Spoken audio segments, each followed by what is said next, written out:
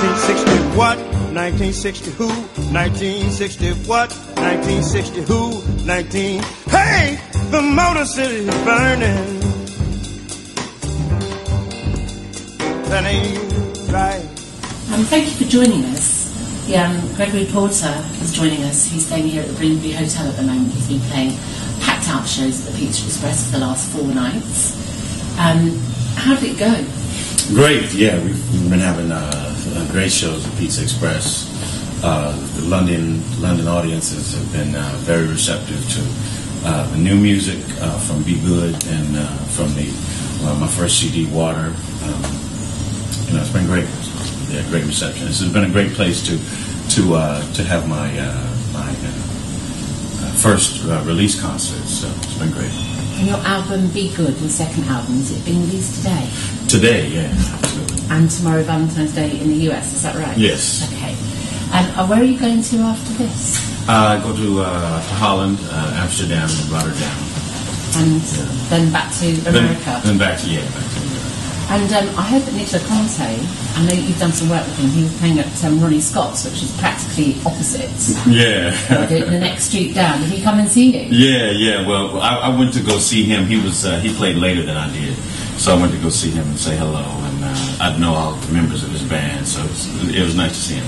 How did you hook up originally with Nicola Conte? He was recording, had finished his recording date, and one of his background singers was playing my record over dinner, and he heard it, and I was like, okay, I got to put this guy on the record now. So then he called me, and we had a great conversation, a rapport. So at that point, I then went to Italy, and he opened his session back up, and we recorded a couple of songs. So it was great. You brought your own American band with you this time, because when you came last time you had a UK band. Yeah. So you had Chip Crawford on piano, who I thought was absolutely amazing. Yeah. Chip was just, to me, such a star. Yeah. What a pianist. Yeah, he's great. Awesome guy. And Aaron James on bass, Emmanuel Harold on drums, and is it Yasuka Sato? Yosuke Sato. Yosuke Sato on alto sax, that's the one. How did you meet them? We all played together at St. Nick's Pub, 149th St. Nicholas. And, we had a Tuesday night gig there for almost a couple of years. And essentially from doing those gigs, we were developing music, at that jazz club. And most of the music that I developed for Water, we were workshopping at St. Nick's Pub. So that's where we met. What is St. Nick's Pub? Sounds fascinating. St. Nick's Pub is it's a jazz room, one of the original jazz rooms in Harlem, and it's been a jazz room since the 20s. And a good mix of locals and some tourists, but it's one of the soulful rooms in Harlem. They're closed at the moment for renovation and renewing of a liquor license, but hopefully they'll be open again soon. What other clubs? I hear you play some other clubs in. I do Smoke Jazz Club in Manhattan, 106th and Broadway. I do that. Occasionally I'm at Blue Note, and Winton Marsalis has been very generous, and I've worked with him for I think there must be 18, 19 concerts now at the Lincoln Center. So it's been great. Yeah. So what influenced you as you grew up? My mother was a minister, and so we had Mahalia Jackson playing in the house, and all of the mass choirs, Mississippi Mass Choir, and just great gospel music. And we sang. She was always teaching us songs, and I learned a lot of my old gospel songs from just older people that were in some of the churches that I went to. And I realized that the music that I was learning, which is now the basis of where I'm coming from, if not overtly in a spiritual way. The place I'm coming from is country gospel blues, because the majority of the African American population in Bakersfield, where I was growing up, came from the southern part of the United States, Texas, Louisiana, Arkansas.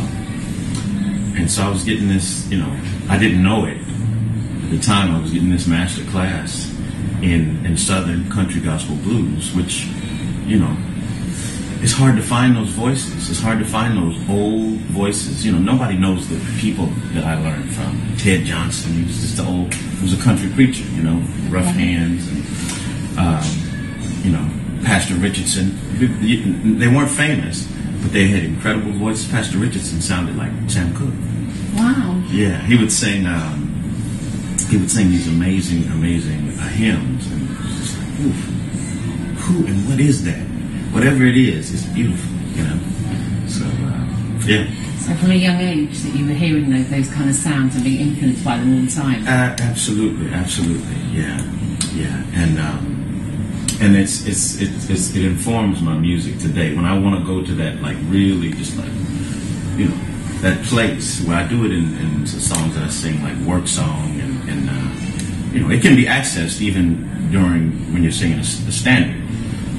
It doesn't seem like a standard jazz song and country gospel blues could meet in some place, but they do, and they meet often.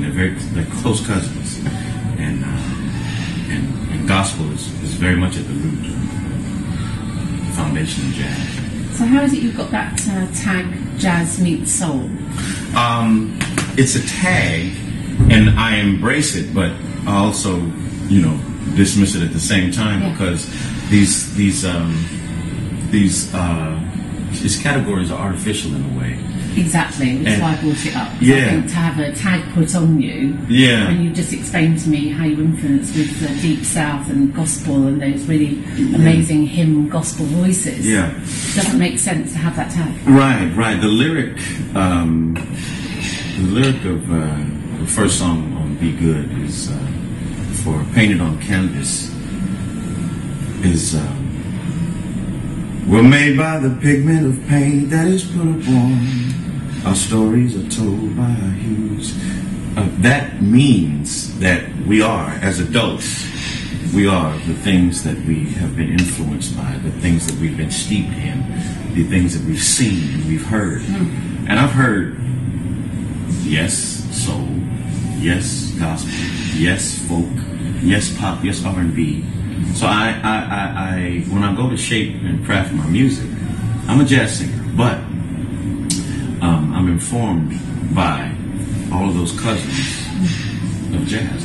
I was fortunate enough to do a musical that employed my own original and natural voice that came from this soulful gospel place.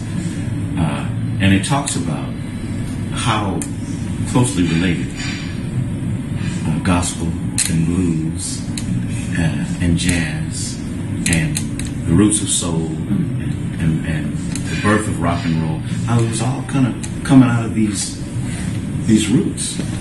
And these musics are very, very close cousins. These musics have the same nose and the same eyes. They're very close cousins. So I just employ them all and put them underneath the umbrella of jazz. Okay, and it's not new. I don't mean to interrupt you, but it's not new. It's Etta Jones did it and did it. Andy Bay did it wonderfully. Ray Charles, Nat King Cole, So I'm following in a tradition, but I am a singer of a new time, and I'm thankful for the level of appreciation, and I humbly am appreciative of how the music has been received in the UK. Well, I also read, talking about Nat King Cole, I read that you wrote your very first song when you were 5. Once upon a time I had a dream boat. Yeah. Tell me about that. Yeah. I recorded it on this little tape recorder. 5. Once upon a time I had a dreamboat. Once upon a time I had a love. Once upon a time I had a dreamboat, and upon that boat I found my love. And my mother played it when she came home from work, and she said, "Boy, you sound like Nat King Cole." And I didn't know who Nat King Cole was. And, At 5, no. No, it was a strange name to me. You know, a gnat was a fly to me. Anyway, somehow I found my way to her records, and we were forbidden to touch them, but I played Nat's records. And this warm, rich voice came out, and it sounded very much like fatherly advice in a way. And I was just immediately connected and attracted to that music, and you know, the power of music. It went to the point where I was looking at the album covers and imagining Nat King Cole as my father. My father wasn't around at the time, Okay. and didn't raise me, and so I was like, wow, look at this man, and listen to his voice and listen to his messages. You know, so you do what all little boys do, but you're dealing with sports stars, you know, football stars, soccer, and you have your own heroes. Don't you? You have your own heroes, and Nat King Cole became one of mine, as well as, you know, some football players and the like. But you know, and I saw, you know, I loved at the time. I loved Michael Jackson as well, but Nat King Cole inhabited this very interesting and special place for me, you know, as an artist, a singer, and a personality, really. Yeah. That kind of brings me on to my next question. Who inspires you when you write your music? I'm inspired by people and personal stories, and my personal stories, and my connection with people. You know, to go back to the album "Be Good," there's a song, "The Way You Want to Live." It's about a person that was in my life that made these extreme choices, both, you know, good and bad. She taught me so much, but she lived life at the highest of heights and the lowest of depths. And sometimes I just wanted her to be square, just be a square. Yeah. She was like one of the smartest people that I've ever met, maybe the smartest. She graduated at the top of her law school, and but just the extremes of her life were just, you know, it's just like, you know, I loved her deeply, but wanted her to just be normal sometimes. And so I wrote this song about her. And you know, "Be Good" is about a relationship that didn't work out. Mother's Song, I was going to ask you about that. Yeah, Painted on Canvas is about myself in a way, and about other people, and about how we should delicately and more thoughtfully put together images of people in our head. Mm-hmm. Not when somebody walks into the room, just judge them, just prejudge them, and it's like, that's who that is. Just because he's wearing those kind of shoes and those kind of pants, and I know who that is. No, you don't. No.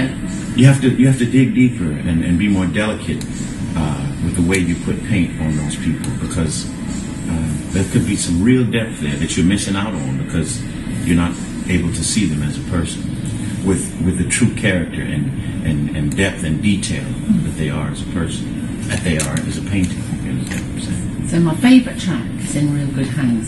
So tell me about that. Yeah. Because I'm a mother myself. Yeah. And I actually, when I played it on my show yesterday, the track from the album, I was actually saying at the time, I've got a daughter, and if someone like you came to my house and was speaking to me in that way, as the words are in the song, I'd be putty in your hands. I'd be going, yeah, you can have her. That's okay. Yeah, you just have her, okay? Because, you know, as a mom, I'd be going, wow, that's really impressive. So tell me about the song. Well, yeah, it's kind of a preamble to that. You know, I may or may not be in that place in my life where I have to go and talk to the parents of my girlfriend. I won't say. I'll keep it a secret. But I know when I do it, I want to do it that way. I want to ask the father, and I want to give them their proper respect, because they raised this woman, and I want to just say, I want her to be a part of my family, and I want to be a part of your family. In order to do that, there should be some, there should be some conversation. And so, yeah, I was just thinking about that, and and hopefully it makes it easier for a whole bunch of men all over the world to just say, okay, listen to track number 3 or number 4, and you'll figure out what I'm trying to. Oh, so you're giving them a hand. You're giving them a helping hand. Okay. Maybe you can make a CD. They can play the music, and then you can come over and have tea and have the conversation. Yes, when you've plucked up courage. Right. This is a courage thing, isn't it? You've got to take a courage pill before you go to do that. It is, because even when a man goes to a woman's house, and this may be the first date in high school, I remember those times, and it's like, ooh, this is an intense, like interrogation. Sometimes you go through this interrogation, you only realize it after it's done. You're like, oh, wow, they just asked me everything about my parents,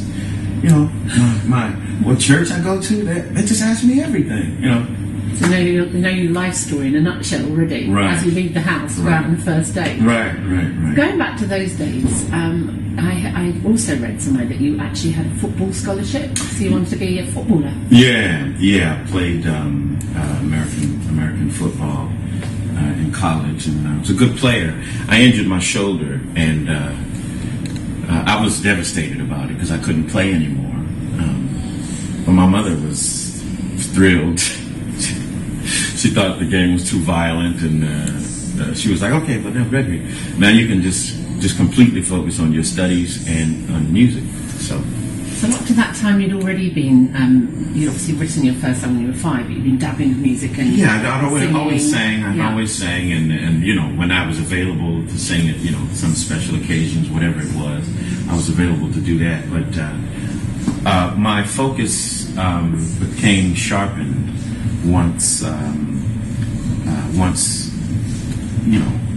I had more time when I was in college, and I involved myself in singing groups and a theater project that was on campus. So it actually broadened things for me, and I think about it now. There was the first theater that I started to do, first like organized amateur theater, and that led me to my first professional theater, and that led me to Broadway, and that led me to Eloise Laws, who was in the first Broadway play that I did, who is the sister of Ronnie Laws and Hubert Laws, and that was the cousin first. Of Deborah.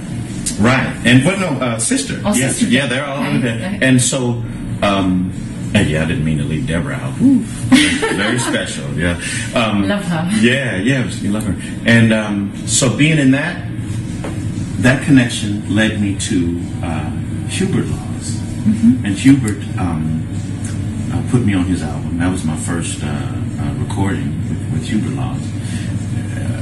Interestingly enough, it was Hubert Laws remembers Nat King Cole. So he had me perform Smile on that album. So, it was doing this theater. You never know what will beget what, And so theater led me to jazz, my first jazz recording, back to theater. And here I am doing my own thing now. And would you go back to doing theatre again? Yeah, it's in my bones. I'm still working on a project. It's actually a family theater project. It's telling a little bit about some family members' stories. Because what I've learned through this music, through jazz, and just my own understanding of art, is your personal story is universal. Your personal story has happened to many people, and they find some connection with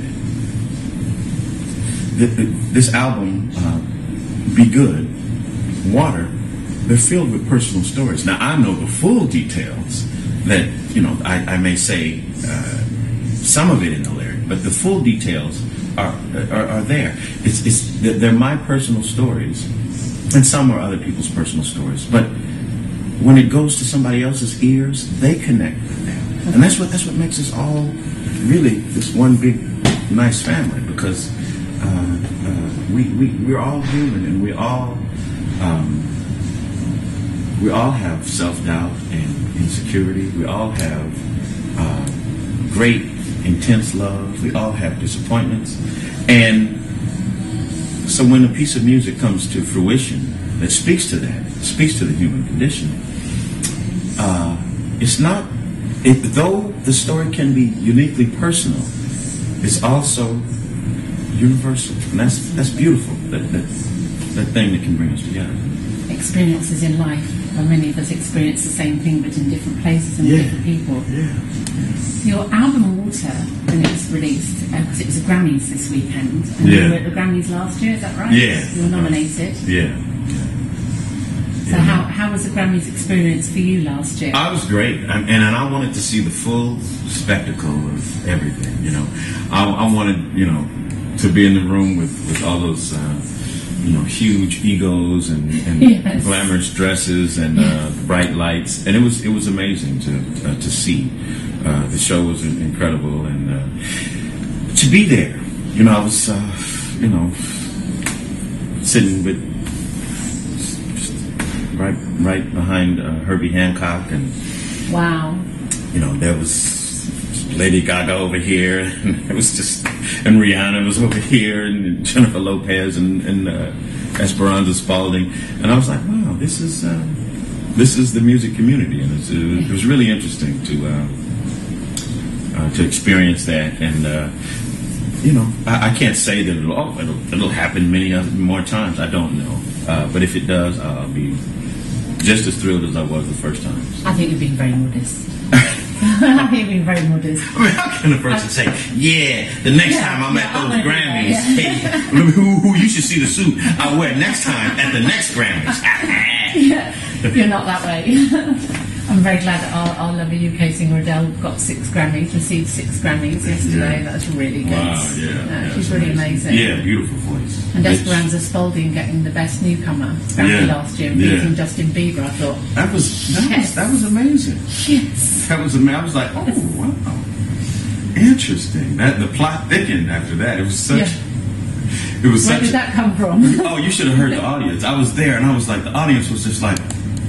There was silent for about 1.3 seconds. And then the roar came. I was like, wow. Yeah, she was totally shocked and gracious, and it was really interesting.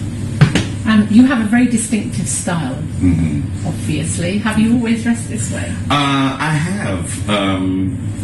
Suits? That it changes. It, I don't think I'll ever come out on stage in a tracksuit, but I may. I like to. It may have been influenced by these Caribbean gentlemen who have family that are from the UK, and they are they're suit makers and stylists. So the first time I went to have a suit made, these gentlemen just gave me some ideas and some pointers that probably the root of which come from a Caribbean suit maker that lives in the UK. So okay. That's a great answer. That's a really good answer. Yeah. So, just one more question before we have to go, because I know you're very busy and you're doing your very last show tonight before you go to Europe. Were you really baptized by your earliest woman? that is the lyric from Way to Harlem. What I'm saying is the sound of the music, and the gift of the culture has just been passed down from one generation to another. When I was in